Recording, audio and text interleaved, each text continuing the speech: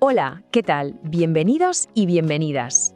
Hoy nos vamos a sumergir en ese mapa interior que todos tenemos, el mapa de nuestras emociones. Y lo vamos a hacer siguiendo las pistas de una fuente que, la verdad, es fascinante y nos va a guiar en este viaje que va del rechazo a la aceptación. A ver, ¿a quién no le ha pasado? ¿Quién no ha sentido alguna vez que las emociones de repente nos desbordan? Una tristeza que no sabes de dónde viene, una rabia que quema por dentro, un miedo que te deja clavado en el sitio. Es una experiencia súper universal y a menudo nos deja con una sensación de estar un poco perdidos, ¿no? Pero, ¿y si le damos la vuelta a la tortilla? La idea central de nuestro análisis de hoy es precisamente esta. Las emociones no son un problema que haya que solucionar. Son mensajeras, son maestras que nos están indicando el camino hacia una vida más auténtica. Si aprendemos a escucharlas, claro. Vale, pues vamos a meternos de lleno en esto. La fuente nos propone una metáfora que es muy potente. Nuestras emociones son como un río interior que es vital, una corriente que nunca para. O sea, no son un bug del sistema, ¿sabes? Son una parte esencial de lo que somos. Y aquí viene lo interesante, y es que cada emoción tiene su función, no están ahí por casualidad. La tristeza, por ejemplo, nos invita a soltar algo. La rabia es como una alarma que nos dice, han cruzado un límite. El miedo nos pone en alerta para que nos cuidemos. Y la alegría, la alegría nos expande, nos conecta con la vida. Cuando entendemos esto, dejamos de etiquetarlas como buenas o malas. Pero ¿qué pasa cuando intentamos ponerle una presa a ese río? El problema es que muchas veces la cultura nos enseña justo lo contrario, ¿no? No llores, no te enfades. El resultado, esa energía se estanca, se queda ahí y se convierte en peso, en tensión en los hombros, en ansiedad o en esas explosiones de repente que parecen totalmente desproporcionadas. Vale, pero la pregunta del millón es, ¿por qué lo hacemos? ¿Por qué bloqueamos ese río? Bueno, pues muchas veces la respuesta está en sitios que ni nos imaginamos, en obstáculos ocultos, en guiones y patrones que hemos heredado casi sin darnos cuenta. Y aquí entra un concepto que es clave para entender todo esto, la herencia emocional. ¿Qué es? Pues son esas emociones que no se resolvieron, esas creencias silenciosas que van pasando de generación en generación y que moldean cómo reaccionamos sin que seamos conscientes de ello. Como dice la fuente, lo que no se expresa en una generación se convierte en eco en la siguiente. Y esto, que suena un poco abstracto, en realidad se ven cosas súper concretas del día a día. Por ejemplo, la idea de que el sacrificio es la única forma de amar, o vivir con esa sensación de que nunca hay suficiente, o el miedo a ser quien uno es de verdad por si nos rechazan. Incluso repetir los mismos dolores de la familia como una forma extraña de lealtad. Reconocer estos patrones es fundamental. Pero ojo, y esto es lo más importante, heredar un patrón no es una condena, para nada. El simple hecho de hacerlo consciente, de darnos cuenta, nos da el poder de transformarlo. De repente, lo que era una carga pesadísima se puede convertir en una semilla para crecer. Muy bien, ahora que ya sabemos cuáles son los obstáculos, vamos a ver el mapa completo, el viaje entero. La fuente lo presenta como un ciclo que tiene las dos caras de la moneda, el problema, que es la resistencia, y el camino hacia la solución, que es la liberación. Aquí lo tenemos. Este es el mapa, el GPS de nuestro viaje emocional.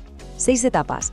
Empezamos en el rechazo, pasamos por la adaptación, el dolor, y de ahí saltamos a soltar, a la inocencia y finalmente a la aceptación.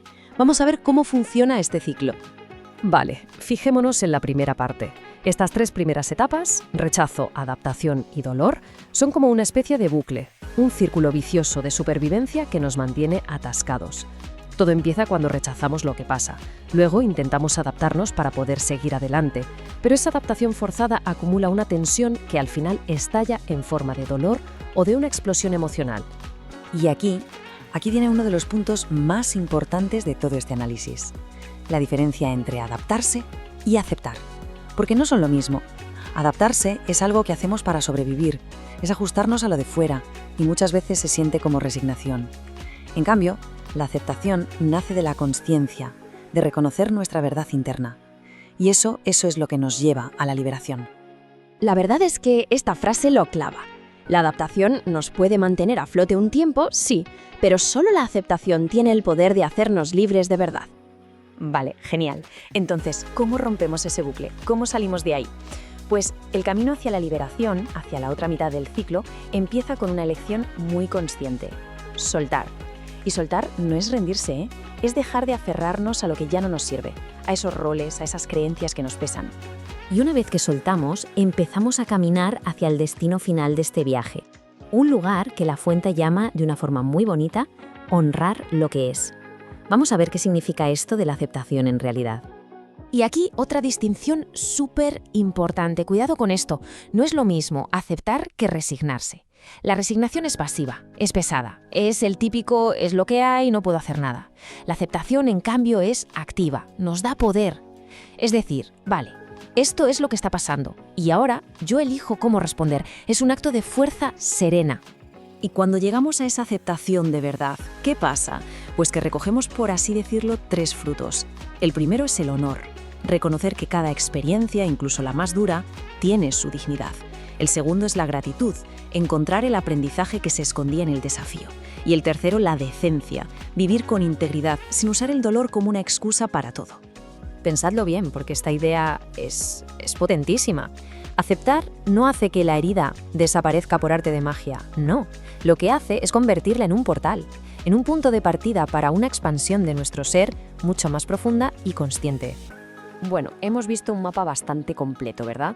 Parece complejo, pero la buena noticia es que el camino para empezar a navegarlo se puede simplificar en unos pasos muy concretos y aplicables. La propuesta final es una práctica, algo que se puede empezar a hacer desde ya. Es sencilla, pero a la vez muy profunda. Primero, reconocer lo que se siente, sin juzgarlo, sin esto está bien o esto está mal. Segundo, darle espacio a ese río emocional, dejar que fluya en vez de bloquearlo. Tercero, recordar siempre que cada emoción es energía y esa energía se puede transformar.